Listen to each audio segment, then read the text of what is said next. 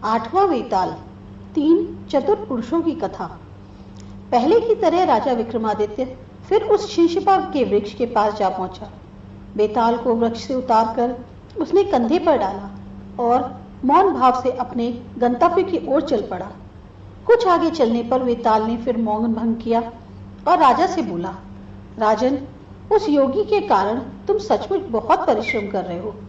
तुम्हारे परिश्रम की थकान मिटाने के लिए मैं तुम्हें एक और कथा सुनाता हूँ, किंतु शर्त वही रहेगी, कहानी सुनाते समय मौन ही रहना, अन्यथा मैं फिर इसी स्थान पर लौट आऊंगा। राजा की सहमति पर वेताल ने फिर एक कथा सुनाई। अंग देश में वृक्षघट नाम का एक ग्राम था जो ब्राह्मणों को दान में मिला था। वहां विष्णु स्वामी नाम का एक बहुत धनवान अग्निहोत्री ब्राह्मण रहता था। उस ब्राह्मण के 3 पुत्र थे जो अपने पिता के समान ही बुद्धिमान थे। एक बार उनके पिता ने एक यज्ञ का आयोजन किया, जिसके निमित्त उसने अपने तीनों पुत्रों से एक कछुआ लाने को कहा। पिता की आज्ञा मानकर उसके तीनों पुत्र एक समुद्र तट पर कछुआ लाने के लिए पहुंचे। कछुआ पाकर सबसे बड़े भाई ने छोटे भाइयों से कहा, सुनो बंधुओं, मुझे तो इस कछुए की दुर्गंध और चिकनेपन से घृणा हो रही है, अतः पिताजी के लिए यज्ञ के लिए तुम दोनों ही इसे उठाओ और ले जाकर पिताजी को सौंप दो।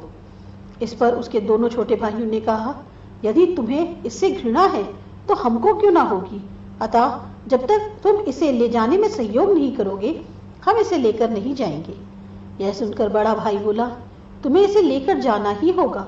यदि तुम इसे लेकर नहीं गए तो पिताजी का यज्ञ पूरा नहीं हो सकेगा और तुम लोग नरक के भागी बनोगे। बड़े भाई के मुख से यह बात सुनकर उसके दोनों छोटे भाइयों हंसे और बोले, भैया, तुम्हें हमें धर्म के ज्ञान कराते हो। इस अवस्था में जो हमारा धर्म है तुम्हारा भी तो वही है। छोटे भाइयों की बात सुनकर बड़ा भाई कुछ क्रुद्ध हो गया और बोला, तुम लोग मेरी दक्षता नहीं जानते, इसलिए मैं किसी घृणित वस्तु को नहीं छू सकता। इस पर मझला भाई बोला, दक्षता की बात क्या करते हो, मैं भी कुछ कम नहीं, मैं तुमसे अधिक दक्ष हूँ। तब बड़े भाई ने कहा, यदि ऐसी बात है तो हम में से सबसे छोटा इस कछुए को लेकर चले। यह सुनकर सबसे छोटे की मूछें तन बोला, तुम दोनों ही मूर्ख हो, इसलिए मुझसे ऐसी आशा रखते हो। जानते नहीं कि मैं तुम दोनों से अधिक चतुर हूँ, मैं शय्या दक्ष हूँ। इस प्रकार वे तीनों भाई आपस में ही झगड़ने लगे और कछुए को छोड़कर अपने झगड़े के निपटारे हेतु उस प्रदेश के राजा के पास विटंगपुर पहुंचे, जहां राजा ने महल के अंदर गए और राजा को सारा वृतांत कह सुनाया। सुनकर राजा ने कहा, आप तीनों यही ठहरिए, मैं आप तीनों की परीक्षा लूंगा। भोजन के समय राजा ने उस तीनों को बुलवाया और अपने रसोइये को कहकर उनके सामने नाना प्रकार के व्यंजन परोसवाए।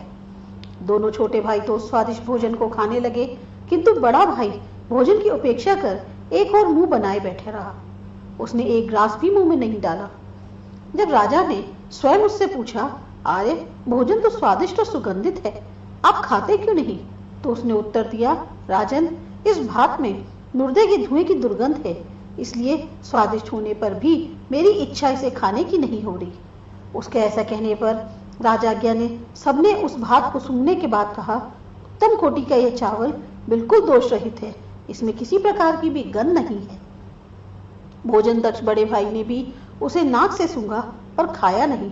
इस पर राजा ने उन चावलों के स्रोत का पता लगवाया कि वे कहाँ पैदा किए गए थे, तो पता चला कि चावल एक ऐसे खेत के थे जो शमशान के बिल्कुल पास था।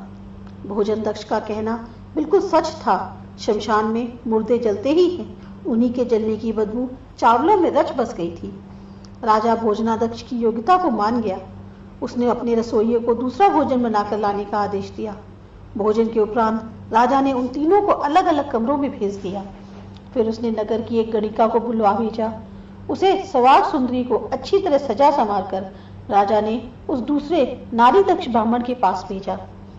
पूर्णिमा के समान मुख वाली और काम को जगाने वाली वह स्त्री राजा के अनुचरों के साथ उस नारी दक्ष के शयन में गई। जो ही वह गृह में प्रविष्ट हुई, उसकी कांति से कमरा दमक उठा, किंतु उस नारी दक्ष को मूर्छा सी आने लगी। उसने अपनी नाक दबा ली और राजा के अनुचरों से कहा, इसे यहाँ से ले जाओ, नहीं तो मैं मर जाऊंगा। क्योंकि इसके भीतर से बकरी की दुर्गंध आ रही है। उसकी यह बात सुनकर राजा ने अनुचर उस घबराई हुई गणिका को राजा के पास ले गए और उससे सारा वृतांत कह सुनाया। राजा ने तत्काल ही नारी दक्ष को बुलवाकर कहा, इस गणिका ने चंदन, कपूर आदि उत्तम सुगंधियां लगा रखी हैं, जिनकी सुगंध चारों ओर फैल रही है। यह सजी संवरी है, फिर बिला इसके शरीर से बकरी की गंध कैसे आ सकती है? राजा के ऐसा कहने पर भी जब नारी दक्ष ने यह बात नहीं मानी तो राजा सोच में पड़ गया। युक्ति पूर्वक उस गणिका से पूछताछ करने पर मालूम हुआ कि बचपन में उसकी माता तथा भाई के मर जाने पर उसे बकरी का दूध पिलाकर पाला गया था। तब राजा नारी दक्ष की चतुराई पर बहुत विस्मित हुआ और उसकी प्रशंसा की। अनंतर उसने तीसरे ब्राह्मण को, जो शय्यादक्ष था, उसकी इच्छा के अनुसार शय्या दी। उस पलंग पर 7 गद्दे बिछे हुए थे। बहुमूल्य कक्ष में वह शय्यादक्ष पलंग पर सोया, जिस पर धुली हुई और मुलायम चादर बिछी हुई थी। अभी आधी रात ही बीती थी कि वह नींद से जाग उठा और हाथ से बगल को दबाए हुए पीड़ा से कराहने लगा। राजा के जो अनुचर वहां थे, उन्होंने देखा कि उसके शरीर में केश का एक गहरा और कठोर दाग बन गया है। अनुचर ने जब राजा से जानकर यह बात कही तो उसने कहा, तुम लोग जाकर देखो कि गद्दों के नीचे कुछ है या नहीं। उन लोगों ने एक एक गद्दे के नीचे देखा तो सबसे अंतिम गद्दे के नीचे पलंग पर एक केश पड़ा मिला।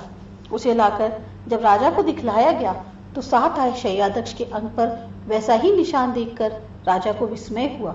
राजा यह सोचकर बहुत देर तक आश्चर्य करता रहा कि 7 गद्दों के नीचे उसे केश का दाग शय्यादक्ष के शरीर पर कैसे पड़ गया। इसी सोच विचार में किसी तरह उसने वह रात बिताई। दूसरे दिन राजा ने उन तीनों को उनकी अद्भुत चतुरता और सुकुमारता के लिए 3 लाख स्वर्ण मुद्राएं दी। तब वे तीनों सुखपूर्वक रहने लगे और कछुए को तथा पिता के यज्ञ को बिगड़ने पड़े से जो पाप हुआ था उसको भूल गए। यह अद्भुत कथा सुनाकर वेताल ने विक्रमादित्य से पूछा, राजन, पहले कहे गए मेरे शाप को याद करते हुए अब तुम यह बताओ कि उन तीनों भोजन दक्ष, नारी दक्ष और शय्या दक्ष में से कौन अधिक चतुर था? यह सुनते ही राजा ने वेताल को उत्तर दिया, वेताल, मैं उन तीनों में शय्या दक्ष को ही श्रेष्ठ समझता हूँ, क्योंकि उसकी बात में कुछ छिपा ढका नहीं था। उसके अंग में केश का दाग स्पष्ट रूप से देखा गया था। दूसरों ने जो कुछ कहा, हो सकता है औरों के मुंह से शायद वे बातें उनने पहले ही जान ली हों। राजा के ऐसा कहने पर पहले ही की तरह वह वेताल उसके कंधे से उतर कर चला गया। राजा भी उसी तरह घबराए बिना उसके पीछे पीछे चल पड़ा।